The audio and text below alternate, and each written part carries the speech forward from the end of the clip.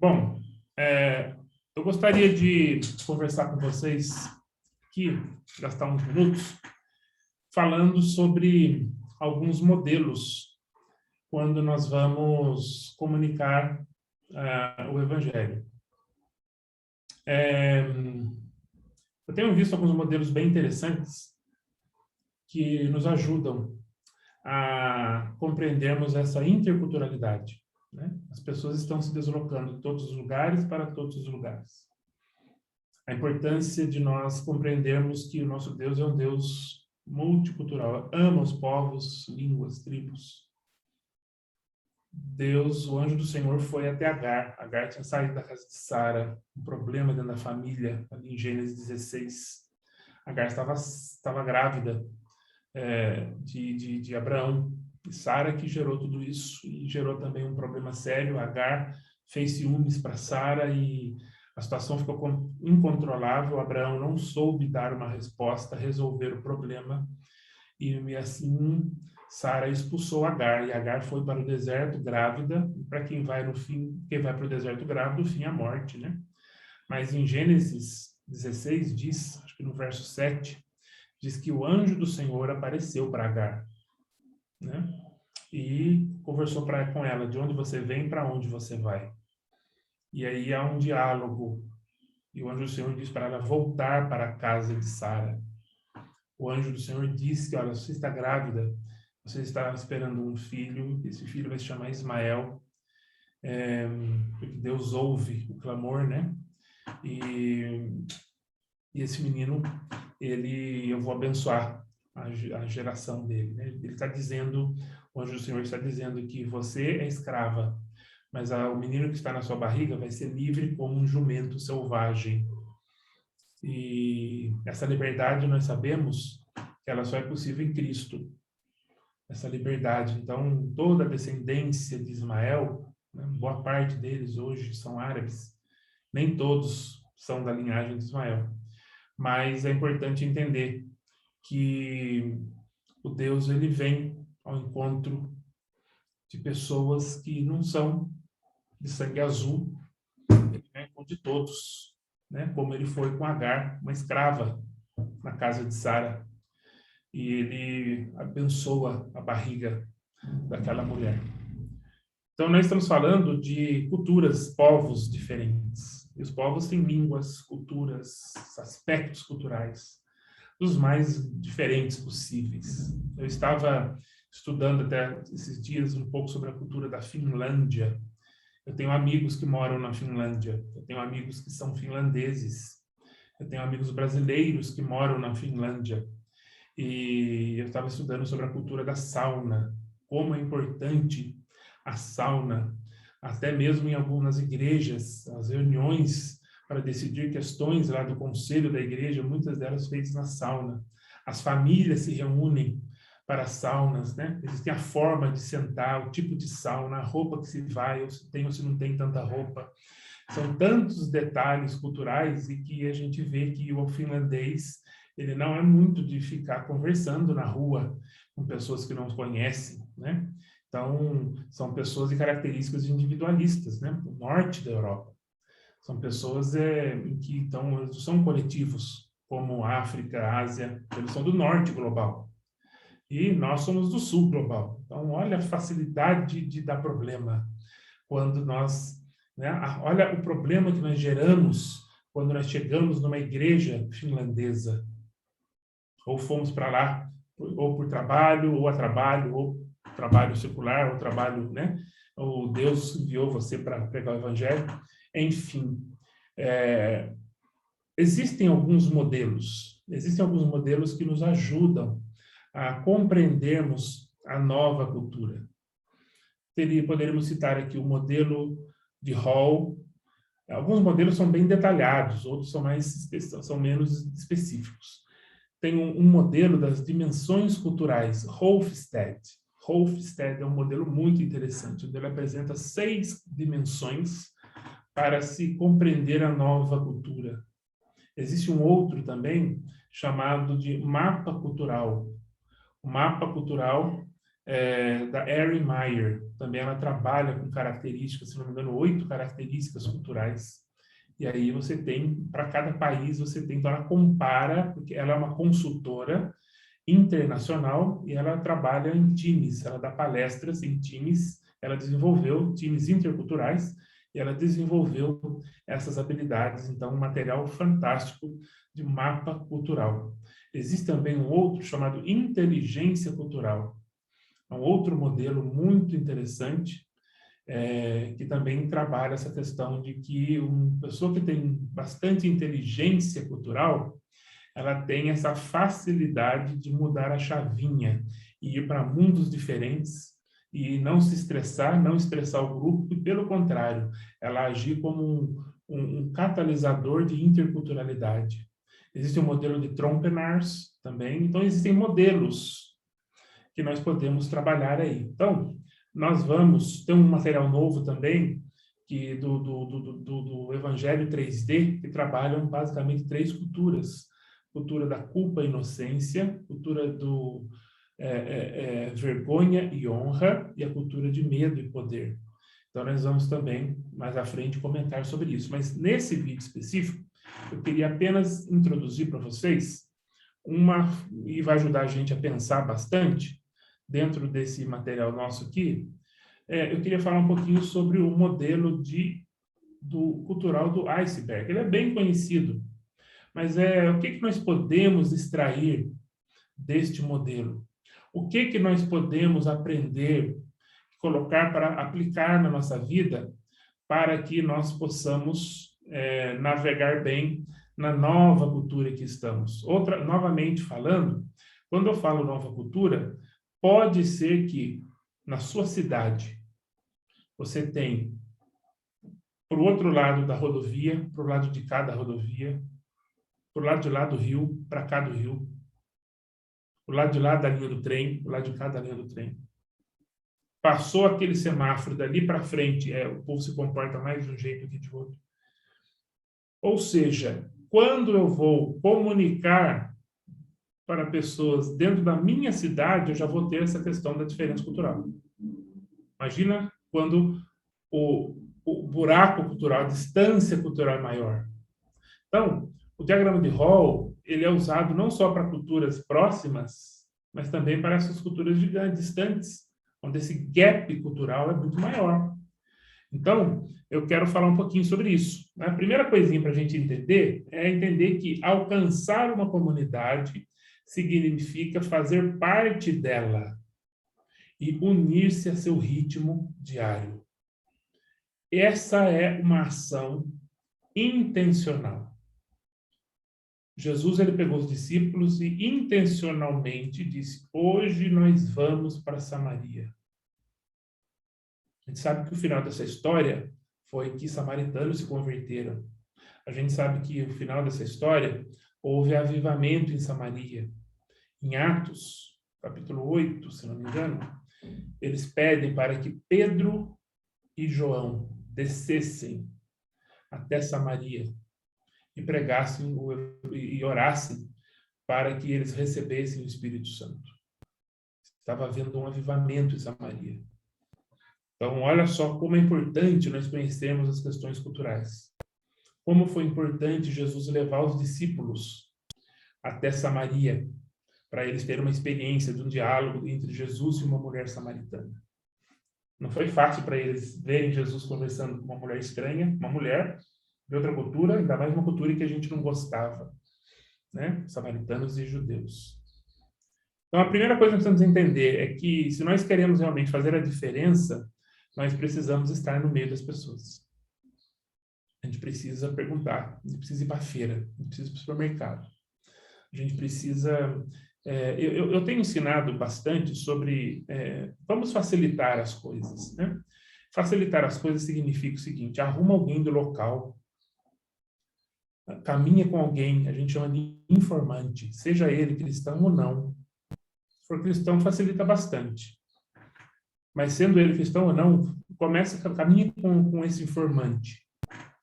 Ora pedindo a Deus para Deus te dar essa pessoa, né?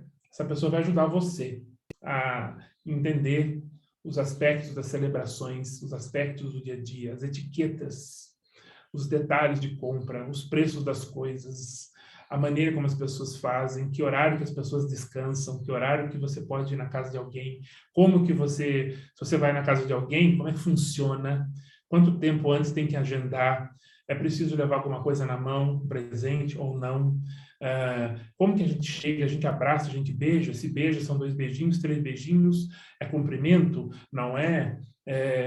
Os detalhes, né? As pessoas vão fazer o quê? Eu posso rejeitar uma comida que eu não gosto? Olha só, o barulho da chuva. Exato.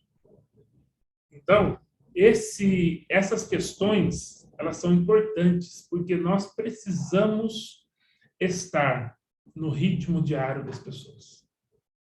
Com isso, naturalmente, a língua vai chegando, a forma como nós falamos, as expressões locais, os provérbios locais, as etiquetas locais, todos esses detalhes, né? Bom, em 1976, o Edward Hall ele desenvolveu uma analogia simples.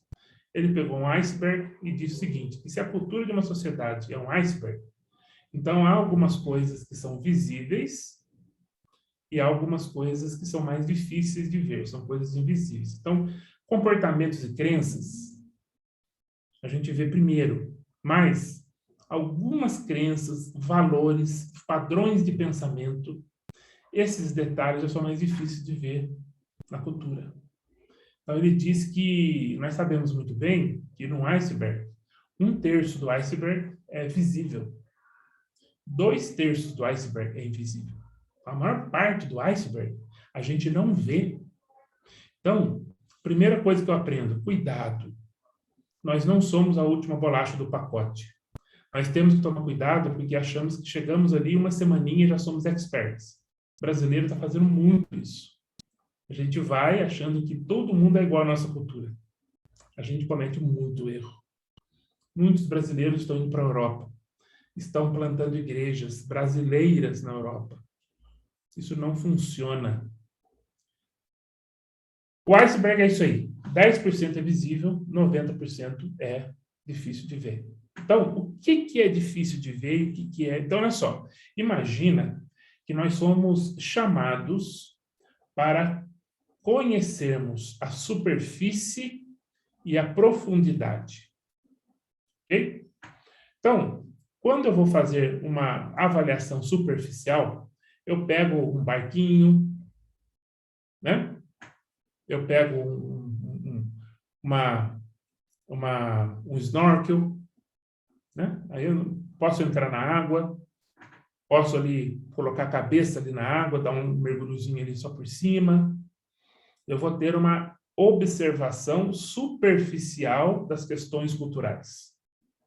Mas, se eu quiser entender lá na base do iceberg, eu preciso de um treinamento especial, eu preciso de cilindro, eu preciso saber quanto tempo eu vou descer, quanto eu vou subir, e dependendo da profundidade, eu preciso de um submarino. Nem esses mergulhos eu consigo. As condições para enxergar a profundidade do oceano, os detalhes do iceberg lá embaixo, exige esse tempo, exige um treinamento, exige, né, mais coisas do que apenas as observações culturais, superficiais. O grande erro que nós cometemos, nós olhamos os 10% e nem conseguimos olhar todos esses 10, vou ser sincero para vocês. A gente fica patinando nesses 10. O pior de tudo é que tiramos conclusões. Olhando para a superfície, tiramos conclusões da profundidade. Pessoas que vão para a China, ficam lá 2 semanas, vão para Xangai, Pequim, e acham que a China é aquele jeito. A China é a riqueza, a China é tudo aquilo ali. As pessoas não viram, nem na própria cidade observou os altos índices de prostituição, drogas, os problemas sociais, os problemas que existem ali da periferia e da cidade. Fica só na parte turística e volta trazendo um relatório totalmente fora do contexto, né? Eu tenho um caso de um amigo que ele morava na Malásia, e ele morava numa cidade ali, e o próprio costume, os aluguéis são baixos, e ele era de uma missão, não missão de fora, e o que aconteceu foi que um dos líderes dele foi para lá, e olhando superficialmente o país, eles chegaram à conclusão que esse meu amigo morava muito bem, ou seja, estava muito luxo para ser um missionário, um absurdo, e também disse que o país não precisa de missionários, o país já tem bastante cristãos. A Malásia é um país muçulmano, a maioria do país é muçulmana. A força da igreja da Malásia é uma força pequena, e a que tem é a igreja chinesa. Chineses e malaios, os malaios são muçulmanos, os chineses mudaram para lá e eles tomam conta do comércio, né? Do business local do país. Então, a conclusão dele foi sim, olha, o país não tem igreja, não precisa da gente, não precisa de missionário. E tirou o missionário de campo. Os filhos estudando na escola, era o início do aprendizado da língua malay. Os malays são não alcançados. Eles estão ali, dificilmente, não é fácil alcançá-los. E, então, olha só como uma observação superficial, como ela pode trazer prejuízos gigantescos, né? Gigantescos para todo mundo sofre com esses relatórios superficiais. Então, uma das aplicações que eu lembrei aqui foi essa. Mas olha só, gente, quando nós olhamos o diagrama de Hall, nós observamos que existem coisas lá na superfície que é fácil de ver. A questão da comida típica, as comidas que tem, as músicas que se ouvem, a questão de artes, os principais festivais, a literatura, o estilo de literatura que as pessoas gostam, os feriados importantes, né? A gente vai observando tudo isso, as roupas que se vestem, os jogos que as pessoas gostam, os hobbies das pessoas, né? As diversões. Então, isso a gente começa no primeiro tempo nosso no país, a gente vai enxergar esses 10%. A primeira coisa, seja intencional. Explore essa superfície. Explore essas questões de comida. Explore as formas. Então, as comidas, gente, nas culturas, por exemplo, do sul global, África, Ásia, América Latina, Ilhas do Pacífico, comida é fundamental. As pessoas fazem as coisas em volta de uma comida. As pessoas gastam tempo na comida, na mesa, na cozinha. Tantos lugares, a cozinha, a mesa já é na cozinha. Fica todo mundo no rancho, lá no fundo, conversando e passa o dia inteiro. Então, se você está numa cultura como essa, você precisa aprender as comidas. Ou seja, que comida que é comida boa e que comida que não é. Se é muçulmano, por exemplo, quais os tipos de comida o muçulmano vai comer comigo? Não adianta. Se você quiser comunicar o evangelho com muçulmanos, se você quiser comunicar o evangelho com chineses, se você fizer uma comida ali que você não soube, não entendeu a cultura dele, ele vai ficar olhando para a comida, desesperado. Porque como é que eu vou comer isso? Eu não gosto disso, eu vou vomitar se eu comer isso aí. Isso não é a minha religião, não deixa eu comer. Se você está ali com o propósito de fazer amizades genuínas, e também apresentar o evangelho em ações e palavras, você vai ter dificuldade, porque as pessoas vão estar de olho na comida e não no que você quer conversar. Você perdeu aquele encontro.